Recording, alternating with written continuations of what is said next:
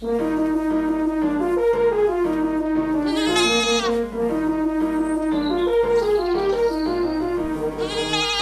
Goat Veterinary Society, funded by the Animal Welfare Foundation of the British Veterinary Association, has made this DVD because there is a legal requirement in the UK that disbudding is carried out by a veterinary surgeon, and because disbudding is a common procedure.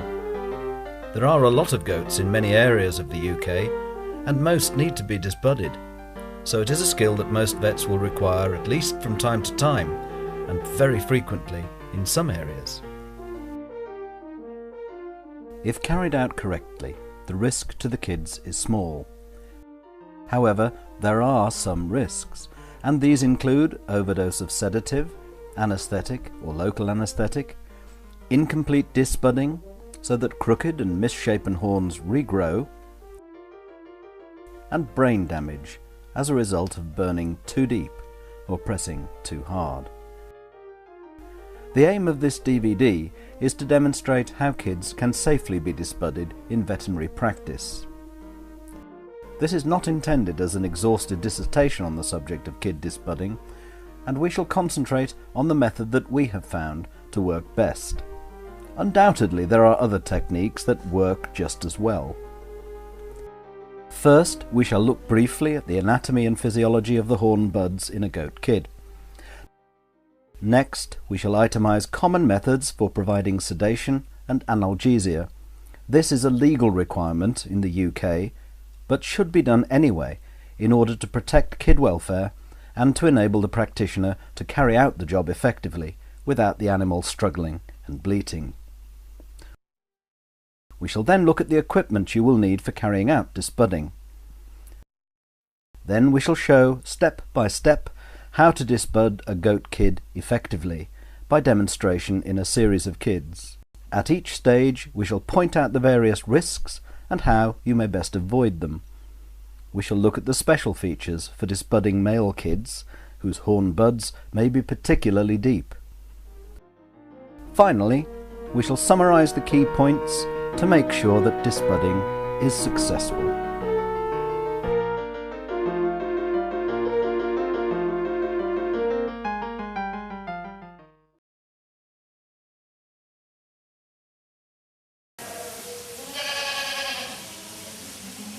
Here is a kid that is about 1 week old, ideal for disbudding. You can see that the horn buds are already clearly visible on either side of the head. They will grow very rapidly, so kids should be disbudded within the first few days of life.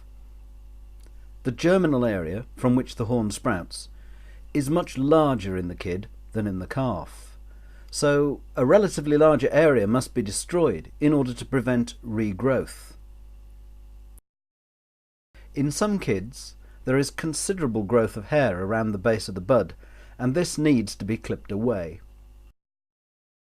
At the level of the horn bud, the skull is remarkably thin. It can therefore be fractured if excessive pressure is used to disbud the kid.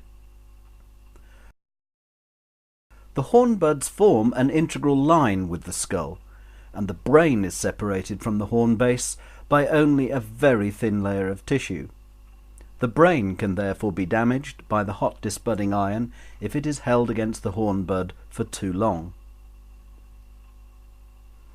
Two nerves supply the horn bud, the infratrochlear and the corneal nerves. You must infiltrate both of these if you choose to use local anaesthetic.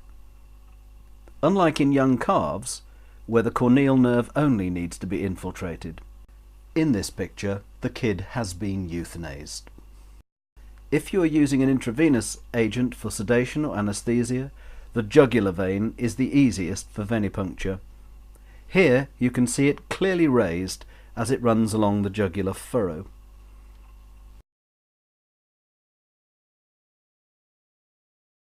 We sedate or anaesthetise kids for disbudding, both to eliminate pain and stress during and after the procedure, and to keep the animal still. This is important, because we are much more likely to damage the skull or brain if the kid is struggling during disbudding. Some use general anaesthesia and others sedate kids. Goats are particularly sensitive to toxic overdose with these agents, and there are risks associated with sedation or anesthesia of any neonate. Depression of cardiovascular or respiratory system may have more dramatic and detrimental effects in neonates. For example, cardiac output is dependent on heart rate. Bradycardia is less likely to be compensated for by an increase in stroke volume. Duration of action may also be prolonged as the neonate has not fully developed systems for drug biotransformation and elimination. They are also at greater risk of hypothermia. Local anaesthetic can be used in conjunction with either sedation or general anaesthesia.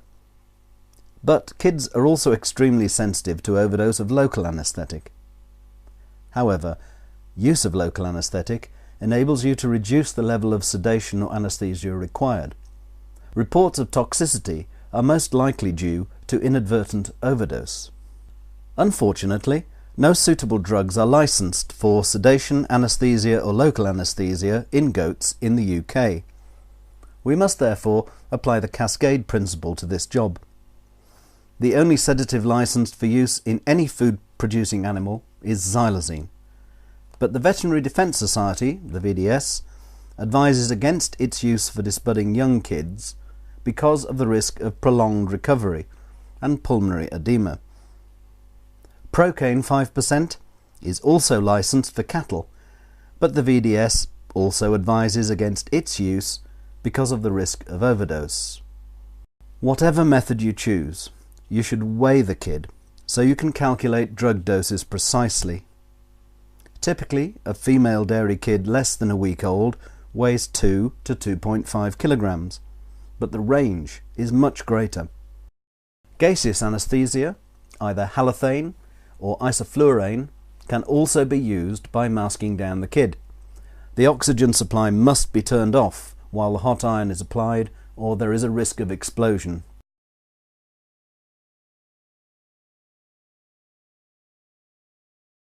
Sedatives that are used include xylazine 2%, which is given by intramuscular injection at a dose rate of 0.3 mg per kg. This is a very small dose, approximately 0.1 mil, so use a small syringe and measure the dose accurately.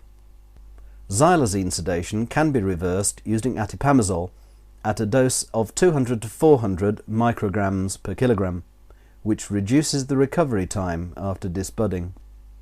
Alternatives that are not commonly used but may provide relatively safe sedation for neonatal kids include butorphanol 0.2 mg per kg and diazepam 0.25 mg per kg. The operation does cause some pain, and preoperative analgesia is indicated.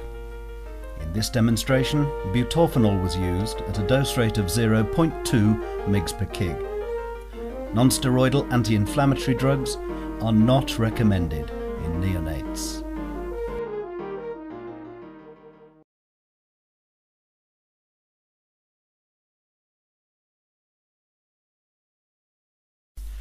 When we disbud a kid, we want to achieve a complete destruction of the horn-producing tissue, so there will be no regrowth, but with minimum risk to the kid. This is best achieved if we use a very hot iron for a short period. Ideally, the disbudding iron has a diameter of about 2.5 centimeters and may have to be specially made. This is a calf disbudding iron that was bored out by a blacksmith to the correct diameter for disbudding kids. The head of a calf disbudder is too small to cover the whole area of germinal tissue in a goat kid, so is not suitable. And most handheld disbudders do not get sufficiently hot to burn the kid's horn buds quickly. If the iron is not hot enough, we tend to apply it for longer, and this can damage the underlying brain tissue.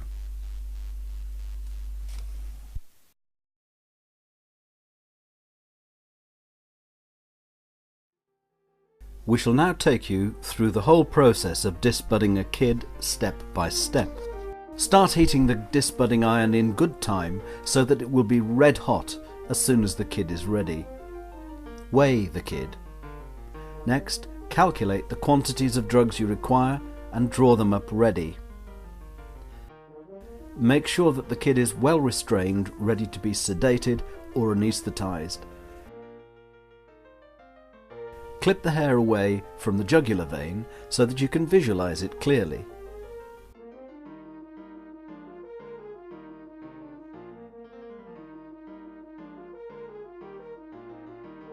Raise the vein and inject.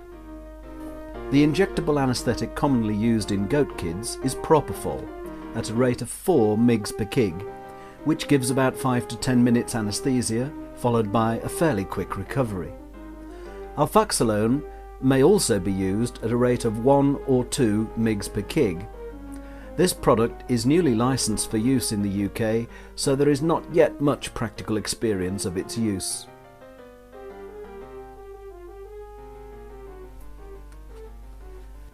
Inject local anaesthetic at this point. If you use local anaesthetic, you should use no more than a total of 0.5 ml of 5% solution for an average-sized kid. You should dilute this 1 to 4 in sterile water to produce a reasonable volume for local infiltration at each site.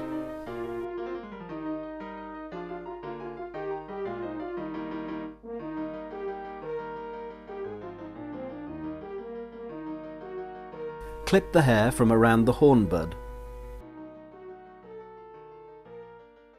Identify the horn bud by palpation and apply the red hot iron. You should not apply pressure. It is the heat that destroys the tissue rather than brute force. Rock the disbudder around the circumference of the bud so that all the germinal tissue is included. This is always a bigger area than the horn bud itself. You should not need to apply the disbudder for more than a total of 20 to 25 seconds, and it is wise to count this out to make sure that you do not apply it for too long. If the disbudder is not hot enough, heat it again to the correct temperature.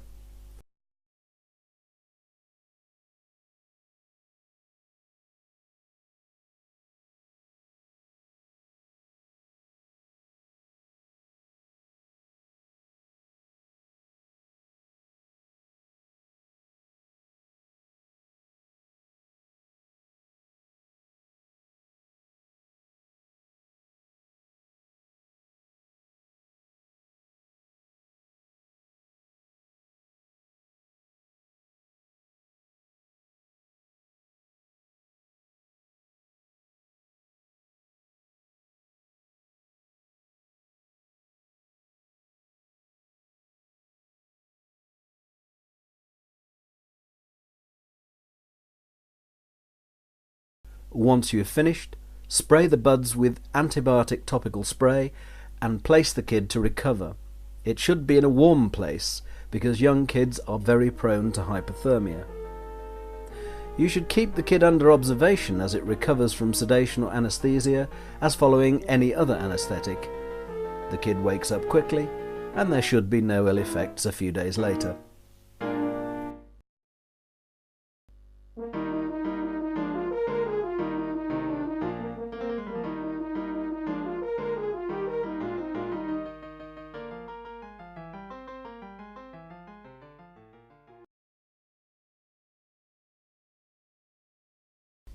Disbudding male kids present some special difficulties because the horns, even in the very young animal, are large and deep, so there is a greater risk of regrowth than with others.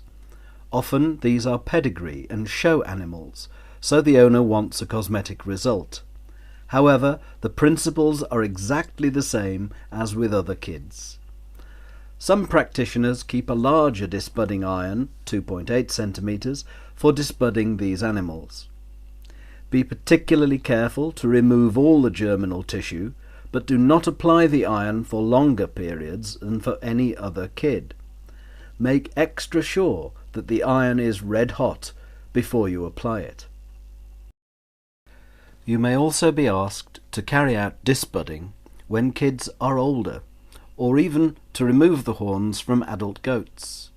Smith and Sherman, in their excellent book Goat Medicine, comment that an owner who watches the dehorning of an adult goat for the first time will be impressed by the quantity of blood shed and the size of the holes left in skin and skull by the surgery. It is a major procedure, and we shall not demonstrate it here.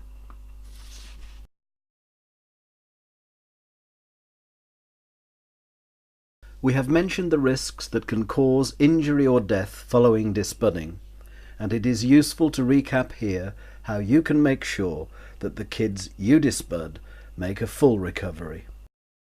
Avoid toxic overdose of drugs by weighing the kid and calculating the doses exactly.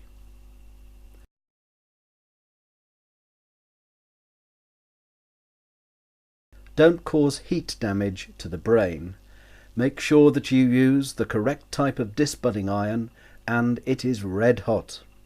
Apply it only for a short period at a time and for not more than a total of 20 to 25 seconds.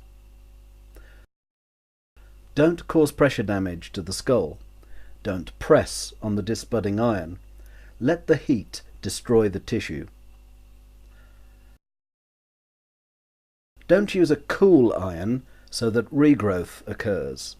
Make sure that the iron is red hot. Avoid deaths post-anaesthetic by making sure that kids are kept in a warm, dry, draft-free place to recover and that they are regularly observed until fully conscious. We very much hope that this DVD has been useful. The Goat Veterinary Society is very grateful to the Animal Welfare Foundation of the British Veterinary Association, which has provided funding for this project through donations to the memory of Mike Teal.